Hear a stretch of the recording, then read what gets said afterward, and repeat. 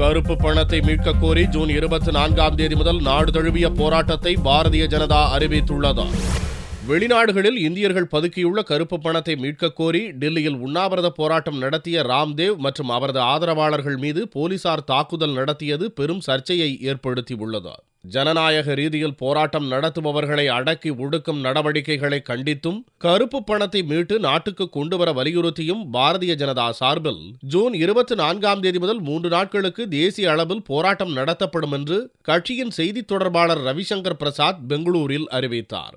3 நாட்களிலும் தேசிய அளவிலான போராட்டங்கள், பொதுக்கூட்டங்கள் நடத்தப்படும் என்றும் ஊழலுக்கு எதிரான எதிர்ப்பு குரலை காங்கிரஸ் தலைமையிலான ஐக்கிய முற்போக்கு கூட்டணி அரசால் பொறுத்துக் கொள்ள முடியவில்லை என்றும் ரவிசங்கர் பிரசாத் சாடினார். டாக்டர் மன்மோகன் Singh the CEO of a company. Dr. Manmohan Singh as the Prime Minister is the CEO of a company who is running the show on behalf of the owner. Who are the owner? The Gandhi family, having no accountability, and the Prime Minister having no authority. But today what we want to raise today is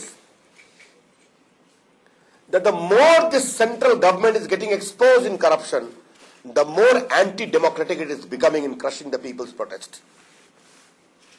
This government does not tolerate opposition. This government does not tolerate peaceful satyagraha. This government does not tolerate anyone talking strongly against corrupt deeds of this government. ஆதரவாளர்களுக்கு ஆயுத பயிற்சி அளிக்கப் போவதாக ராம்தேவ் கூறியது பற்றி ரவிசங்கர் பிரசாத் கூறுகையில், எந்த சூழ்நிலையில் அந்த அறிவிப்பு வெளியானது என்று எனக்கு தெரியாது. பாரதிய ஜனதாவை பொறுத்த வரையில் எந்த போராட்டமானாலும் அமைதி வழியில்தான் இருக்கும் என்றும் தெரிவித்தார்.